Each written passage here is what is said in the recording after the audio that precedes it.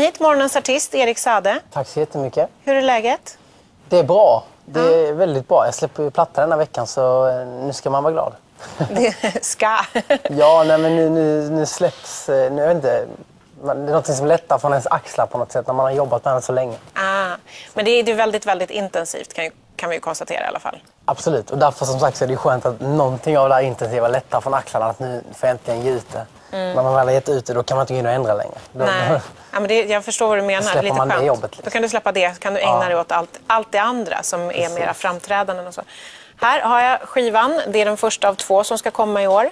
Jag tänkte bara återkoppla till de här väldigt rara tjejerna i NSK. Fotboll. Du är ju gammal fotbollsspelare också och vet jag ägnade dig väldigt mycket åt fotboll när du var yngre. En lagidrott. Från det till den här fokuseringen på liksom ensam prestationen. Fotbollen gjorde ju att man blev lite av en vinnarskalle. Och det är väldigt roligt. Det är sånt man behöver när man är en liten kid. Liksom. Och man behöver vara i ett lag, man behöver lära sig att jobba tillsammans och allt det där. Så att det är skitkul. Men du ägnade ganska mycket tid åt det? Det var inte bara någon säsong sådär? Nej, jag spelade fotboll 5 dagar i veckan tror jag när jag var yngre. Men sen så jag blev signad redan när jag var 15 ju. Och då hann jag inte längre. Nej. Så då valde du musiken? Jag höll på att säga, ångrar du dig idag? Men det var för dum fråga. Absolut inte. Alltså, det har alltid varit musik från att jag var 6 år gammal. Fotbollen var på något sätt mer en hobby. Liksom, det var inget jag satsade på det sättet, även om jag lirar väldigt mycket. Och en fotbollsnörd i grunden. Men musiken har alltid varit nummer 1. Ska du kolla på damfotbolls-VM? Ja, jag ska väl försöka som sagt hinna följa så gott det går. Men du har lite mycket att göra. Jag har tagit upp det och visat det några gånger. Kvällstidningarna skriver om att du fick fly från... Men Tilde, du ska inte läsa skvallertidningar. Det var kvällstidningarna i och för sig, men jag Ja, fast det är väl samma sak. Okej, det var inte riktigt så. Men det har väl varit ganska... Men du spelade ju för 15 000 personer när du hade din turnépremiär på Liseberg i Göteborg. Ja, det är klart det har varit mycket folk och fansen är helt fantastiska. Jag menar, de är där och det är kanske den mest tacksamma publiken av alla. De som... Ja, precis, där har vi en bild därifrån. Kolla vad fint. Ja. Det måste vara en mäktig känsla att stå och titta ut över det här. Absolut, man blir lycklig varenda gång man får stå där. Men sen... På tal om tidningarna, de vill ju alltid förstå allting till 100%. Så man ska väl bara ta det med en nypa salt det som står där. Jag har bara väldigt roligt, jag hoppas att de också har i publiken. Det är i alla fall det viktigaste för mig. Det är därför jag gör konserter och det är därför jag gör musik, för att de ska tycka om det. Men du, om vi ändå är inne på kvällstidningarna. Mottagandet från publiken har ju varit fantastiskt. Mycket folk som har kommit och alla verkar glada. Mottagandet från kritikerna har inte varit fullt lika fantastiskt. Du har fått ganska svala recensioner på turnépremiären och sådär. Ja, men alltså, tyvärr så är det ju så att det är en människa på 50 plus som sitter och tycker om min musik och min konsert. De blir bara äldre och äldre för varje gång du svarar på frågan, tror jag. Vet, man blir liksom... Jag håller inte med dem. Jag tycker väl att så länge min publik är nöjda så är jag nöjd. För jag gör musik för dem, inte för en snubbe på 50 plus som är lite bitter på en tidning. Liksom. Det kan inte jag... Fast du låter ändå arg när du låter ju ändå så här... Det är lite absolut inte. Jag får glider av en samtidigt som man tycker väl bara att han får tycka så liksom. Men det är liksom, alla tycker olika. Och jag gör ju musik för fansen. Och om inte han gillar min musik då gör han inte det. Och om någon annan gillar det så gillar de det. Det är därför alla recensioner är olika. Jag fick en 3 någonstans, jag fick en 1 någonstans liksom. Och liksom, det skiljer sig jättemycket. Men blir du inte ledsen? Blir du inte liksom arg någonstans? Du har ju ändå liksom en liten Zlatan inneboende i dig som liksom vill säga precis vad du tycker och tänker. Och men jag har alltid tänkt så här att ska man komma långt då måste man bara lära sig att vara både hatad och älskad. Och det tror jag är grunden till att bli en stor artist i framtiden. Men det är ju rätt tufft. Alltså för det finns ju någon slags... Jag tänker så här att när man också väljer artisteri eller när man väljer att ha ett jobb som är mer eller mindre offentligt så ligger det någonstans, det ligger någon slags längtan efter att få föra ut sitt budskap, att folk ska lyssna, att folk ska tycka om det och kanske också att man själv vill bli sedd och omtyckt.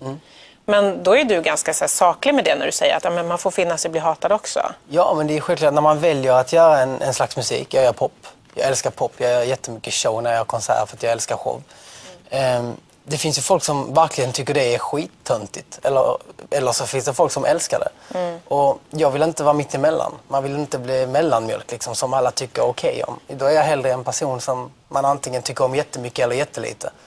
Det tror jag mer på. Och sen så känner jag att det kan jag leva med så länge de som tycker om det väldigt mycket tycker om det så mycket. Och det är de jag fokuserar på. Det är de jag tar till mig. De som finns i mitt hjärta liksom, när jag står på konserten. Och det är de 15 000 personerna. Inte recensenten längst ner i hörnet. Liksom, det är så jag tänker. Liksom. Och därför så spelar det ingen roll för mig. Lika fokuserad som alltid. Ja, jag är så glad så länge jag kan göra det här. Och så länge fansen ger mig det här mottagandet som vi har fått. Och själv tycker jag att plattan har blivit skitbra. Jag tycker jag har fått hitta ett sound äntligen som jag börjar gå mot, även om det bara är början. Som är mycket mer elektro, mycket mer pop med massa elektroinfluenser. Och mer om man hittar man sig själv. Även om det bara är andra plattan. Man kanske hittar sig själv på sin fjärde platta liksom. Men du är så vansinnigt ung. man måste ju låta det ta tid. Ja men precis. Och då, man får inte ha för bråttom. Nej, även om du har ju bra, du kör ju på liksom. Men jag tänker också att du har väldigt många vi släpper själva liksom huruvida recensenterna gillade din show eller inte. Men däremot var det många som beskrev just om det här med att du har väldigt unga fans också. Och då funderade jag lite grann på hur du känner för det. Känner du att det gör att du blir någon slags förebild så att du måste ta ett helt annat ansvar än om man har fans som är 30 plus, säger vi? Alltså, ett ansvar har man alltid som offentlig person säkert, men jag tänker inte så mycket så.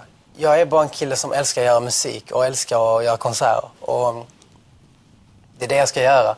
Sen vem jag är utanför scenen, det är mitt privata, det är egentligen ingenting. Där tänker jag inte så. Men när jag är på scenen så är det väl självklart att man vet att det är massa folk, allt från 2-åringar till 82-åringar som står i publiken. Och det är klart att man vill att alla ska gilla det och inte tycka att man gör någonting fel. Men jag är samtidigt bara mig själv. Jag är en sån människa som alltid säger vad jag tycker och hit och dit och gör vad det jag vill. Och har en väldigt så här, bestämd och envis åsikt alltid.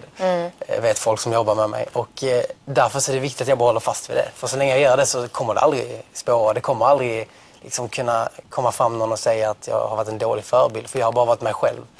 Och gillar de inte mig, då gillar de inte mig. Gillar de mig så gillar de mig.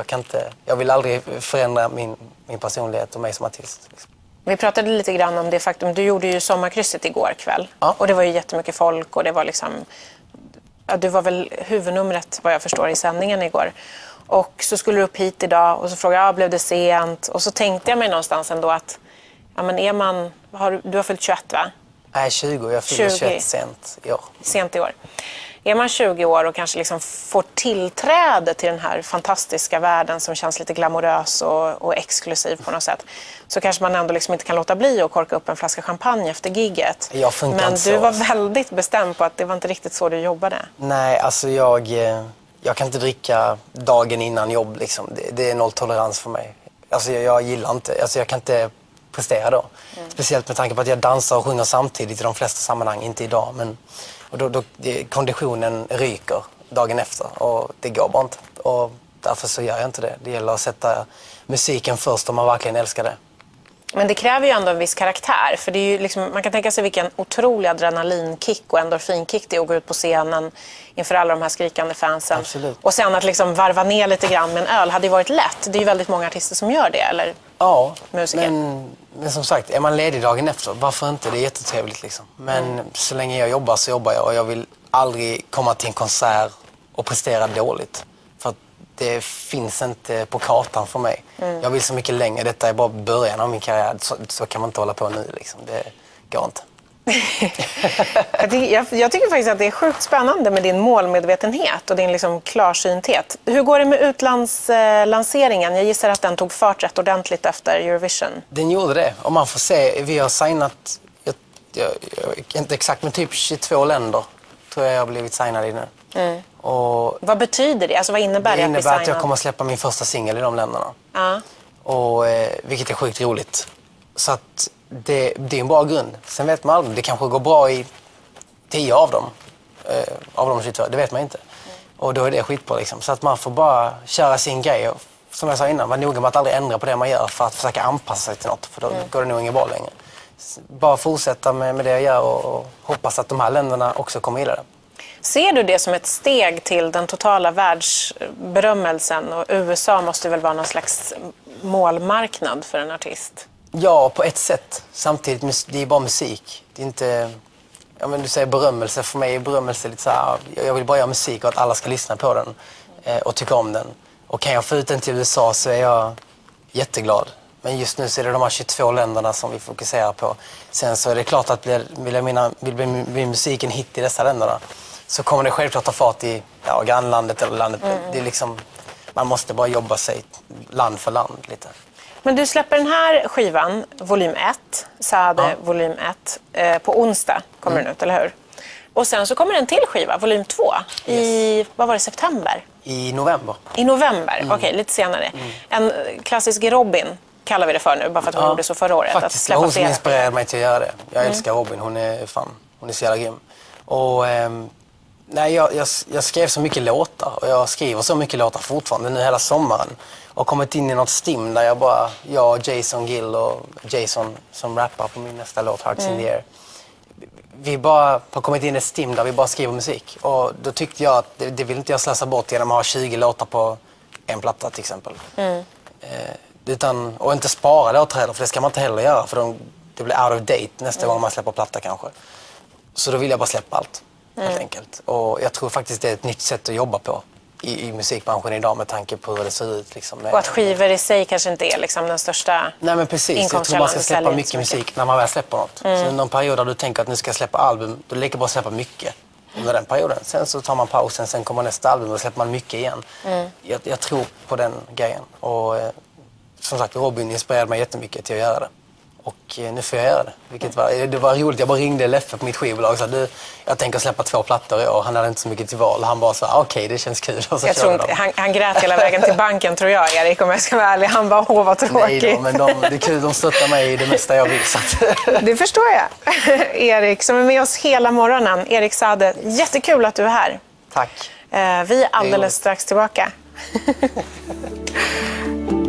Förlåt, stackare. Fick han